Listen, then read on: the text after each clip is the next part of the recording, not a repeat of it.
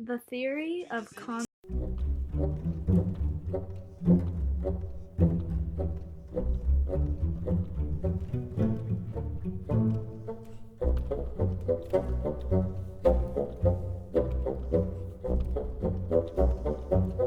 presented the last battle of revolutionary terror against the bourgeois society which had been proclaimed by this same revolution, and against its policy.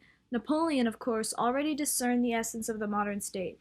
He understood that it is based on the unhampered development of bourgeois society, on the free movement of private interest, etc. He decided to recognize and protect this basis. He was no terrorist with his head in the clouds, yet at the same time he still regarded the state as an end in itself, and civil life as only a treasurer and his subordinate, which must have no will of its own. He perfected the terror by substituting permanent war for permanent revolution. He fed the egoism of the French nation to completely society, but demanded also the sacrifice of the bourgeois businesses, enjoyments, wealth, etc., whenever this was required by the political aim of conquest.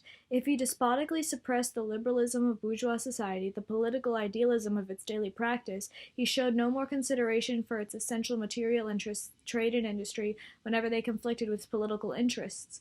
His scorn of industrial hommes d'affaires was the complement to his scorn of ideologists. In his home policy, too, he combated bourgeois society as the opponent of the state, which in his own person he still held to be an absolute aim in itself. Thus he declared the State Council that he would not suffer the owner of extensive estates to cultivate them or not as he pleased. Thus, too, he conceived the plan of subordinating trade to state. Okay, none of this matters. Anyway, continuing to the next quote.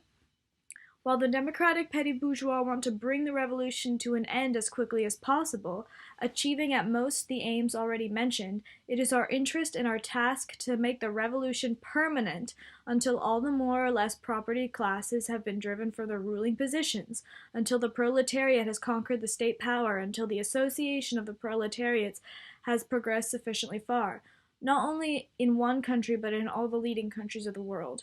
That competition between the proletariats of these countries ceases, and at least the decisive forces of production are concentrated in the hands of the workers.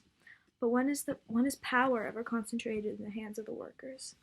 Anyway, this concludes the Marxist theory of permanent revolution. The inspiration for all these looks was like basically fucking communism. Also, the quotes are straight off the Wikipedia page. Make sure to subscribe to my channel, like, and follow my fucking Instagram. Love you.